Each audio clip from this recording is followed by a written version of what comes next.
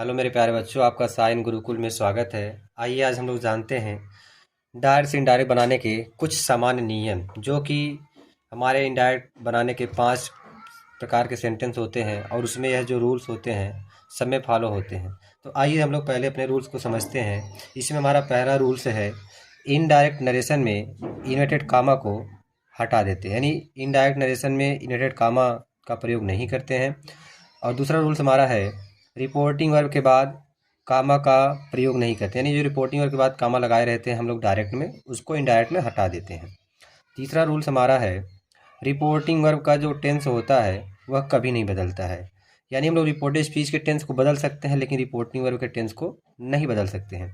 Rule number 4 हमारा है, reporting verb को रिपोर्टेड स्पीच के भाव के अनुसार, यानी रिपोर्टिंग जो हमारा वर्ब होता है रिपोर्टेड स्पीच के भाव के अनुसार जैसा उसका अर्थ होता है उसी के अनुसार टोल्ड में, आस्क्ड में, रिक्वेस्टेड में, कमांडेड में, एडवाइज्ड में, विश्ड में, एक्सक्लेम्ड में आदि में बदल देते हैं। जैसे कि हमारा जिस प्रकार का सेंटेंस होता है उसी प्रकार से हम लोग बदल देते हैं।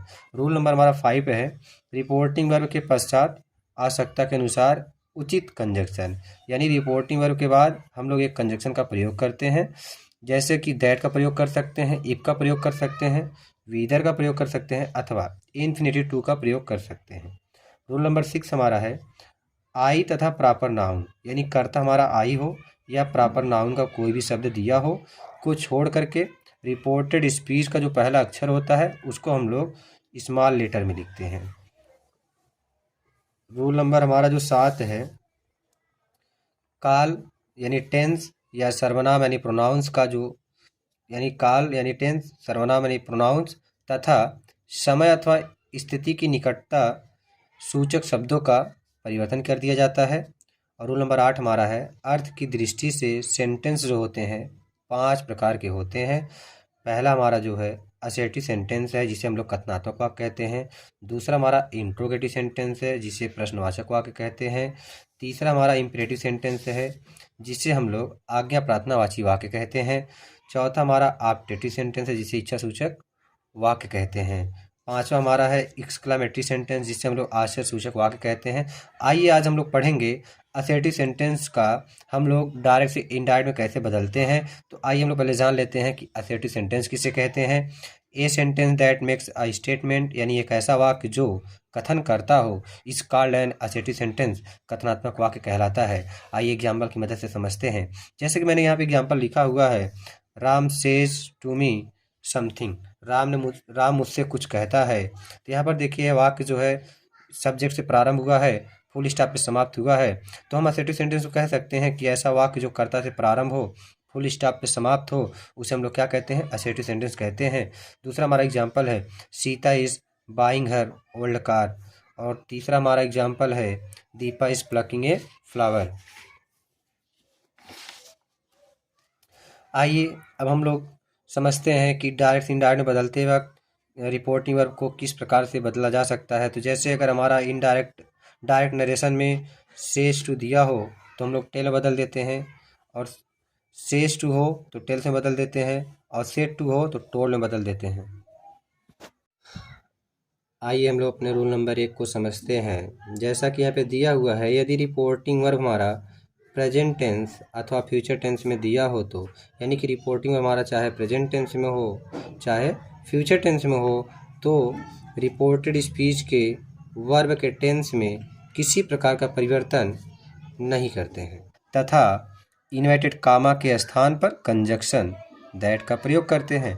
आइए अब हम लोग अब इसको जो है एग्जाम्पल की मदद से समझते हैं। तो जैसा कि एग्जाम्पल मैंने यहाँ पे डायरेक्ट नरेशन का लिखा हुआ है, Ram says Hari has gone to Agra. Ram कहता है हरी आगरा जा चुका है। अब यहाँ पे देखिए जो हमारा दिया हुआ है ये हमारा रिपोर्टिंग वर्ब है, और यहाँ पर यह जो हमारा दिया हुआ है यह रिपोर्टेड स्पीच है। तो देखिए रिपोर्टिंग वर्ब का जो टेंस दिया है यह हमारा प्रेजेंट टेंस में दिया हुआ है, और रिपोर्टेड स्पीच का जो टेंस है यह हमारा प्रेजेंट परफेक्ट टेंस में दिया है। जैसा कि मैंने रूल में आपको समझाया है कि रिपोर्टिंग वर्ब यदि प्रेजेंट टेंस में हो या फ्यूचर टेंस में दिया हो तो रिपोर्टेड स्पीच के टेंस में कोई परिवर्तन नहीं करते हैं। तो इसका ये हम लोग बनाते हैं, देखिए राम सेज अब यहाँ पे देखिए इन्वर्टेड कामा दिया हुआ, तो इसको हटा करके हम लोग कंजक्शन दैट का प्रयोग करेंगे, लेकिन टेंस में किसी प्रकार का कोई परिवर्तन नहीं करेंगे। और इस प्रकार से हमारा जो है इनडायरेक्ट नरेशन बन जाएगा। आइए अब हम लोग अपना दूसरा एग्जांपल समझते हैं। देखिए यहाँ पर दिया हुआ है सोहन विल से, सोहन कहेगा। अब यहाँ पे देखिए विल दिया हुआ यानी कि हमारा फ्यूचर टेंस में दे रखा है, तो इसमें भी हम लोग क्या करेंगे, इनडायरेक्ट नरेशन बनाते समय रिपोर्टेड स्पीच के टेंस में किसी भी प्रकार का परिवर्तन नहीं करेंगे। तो देखिए सोहन विल से दिया हुआ था, तो मैंने भी सोहन विल से लिख दिया है।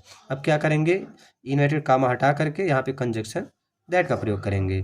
अब जो हमारा दिया हुआ रिपोर्टेड स्पीच में आशा इज वेरी इंटेलिजेंट, इसको ऐसे ही उतार लेंगे। आइए नेक्स्ट एग्जांपल की मदद से समझते हैं। यहाँ पे देखिए दिया हुआ है he has said to me. अब यहाँ पे देखिए यह जो हैज़ दे रखा है, यह हमारा प्रेजेंट परफेक्ट टेंस की सहायक क्रिया है। तो अब क्या करेंगे, यह भी हमारा प्रेजेंट टेंस में दिया हुआ है, तो रिपोर्टेड स्पीच के टेंस में कोई परिवर्तन नहीं करेंगे। देखिए ही हैज़ सेड टू को टोल्ड में बदल देंगे, टोल्ड मी। अब रिपोर्टेड यानी रिपोर्टेड स्पीच के पहले जो हमारा इन्वर्टेड कामा लगा हुआ है, इसके सामने क्या कर देंगे, कंजक्शन दैट लगाएंगे हम लोग। देखिए कंजक्शन दैट हमने लगा दिया है। अब हमारा जो दिया हुआ है रवि विल का वुड नहीं कर सकते हैं, ज्वाइन द कैंप। आइए अब रूल नंबर 2 को हम लोग समझते हैं। देखिए यदि रिपोर्टिंग वर्ब पास्ट टेंस में दिया हो, अभी तक किसकी बात हम लोग कर रहे थे, प्रेजेंट टेंस और फ्यूचर टेंस की बात कर रहे थे। अब हम लोग किसकी बात करेंगे, पास्ट टेंस की बात करेंगे। यदि रिपोर्टिंग वर्ब पास्ट टेंस में हो तो रिपोर्टेड स्पीच के वर्ब फॉर्म को भी पास्ट टेंस में परिवर्तित कर दिया जाता है। जैसे देखिए अगर रिपोर्टेड स्पीच का टेंस प्रेजेंट टेंस में दिया हो, तो यहाँ पे मैंने बता दिया है कि इनडायरेक्ट बनाते समय देखिए पास्ट टेंस में बदल देते हैं। यदि प्रेजेंट इंडिफिनिट टेंस का हमारा वाक्य दिया होगा, तो हम लोग किस में बदल देंगे, पास्ट इंडिफिनिट टेंस में बदल देंगे। यदि प्रेजेंट कंटिन्यूस दिया होगा तो पास्ट कंटिन्यूस में बदल देंगे। यदि प्रेजेंट परफेक्ट टेंस दिया होगा तो पास्ट परफेक्ट टेंस में बदल देंगे। यदि प्रेजेंट परफेक्ट कंटिन्यूस टेंस दिया होगा तो पास्ट परफेक्ट कंटिन्यूस टेंस में बदल देंगे। और यदि पास्ट इंडिफिनिट टेंस दिया हो तो पास्ट परफेक्ट टेंस में बदल देते हैं। पास्ट कंटिन्यूस टेंस दिया हो तो पास्ट परफेक्ट कंटिन्यूस टेंस में बदल देते हैं। लेकिन पास्ट परफेक्ट टेंस तथा past perfect continuous tense no change होता है, यानी इनडायरेक्ट बनाते समय इसका परिवर्तन नहीं करते हैं। आइए और समझते हैं। देखिए ये हमारा जो विल दिया है, इसे हम लोग मॉडल वर्ब कहते हैं। तो विल हो गया, विल का वुड में बदल देते हैं। कैन, कैन का कुड में बदल देते हैं। शैल, शैल का शुड में बदल देते हैं। मे का माइट में बदल देते हैं। आइए एग्जाम्पल की मदद से हम लोग समझते हैं। अब देखिए हम लोग इसी एग्जाम्पल की मदद से समझने का प्रयास करते हैं। देखिए यहाँ पे हमारा डायरेक्ट नेशन दे रखा है मोहन सेड, जो कि यह आपका पास्ट इंडिपेंडेंस में है। यह किस में दिया हुआ है भाई, पास्ट इंडिपेंडेंस में दिया हुआ है। तो इधर देखिए यह जो हमारा दिया हुआ है राकेश टेल से लाई रिपोर्टेड स्पीच, इसके टेंस का हम लोग परिवर्तन करेंगे। आइए बनाते हैं और समझते हैं। देखिए मोहन सेड, मोहन सेड दिया हुआ तो मैंने मोहन सेड लिखा है। अब इन्वर्टेड कामा के स्थान पर आपको बताया गया है कि दैट का प्रयोग करना है, तो हमने दैट का प्रयोग कर दिया है। राकेश देखिए दिया हुआ है, यह एक प्रकार का नाम है, तो हम राकेश को राकेश लिखेंगे। लेकिन यहाँ पे देखिए टेल से दे रखा है, तो यह हमको पता चला क्योंकि ये हमारा मेन वर्ब है, तो हमको पता चलेगा कि कौन सा टेंस है, यही बताएगा। इसी से मैं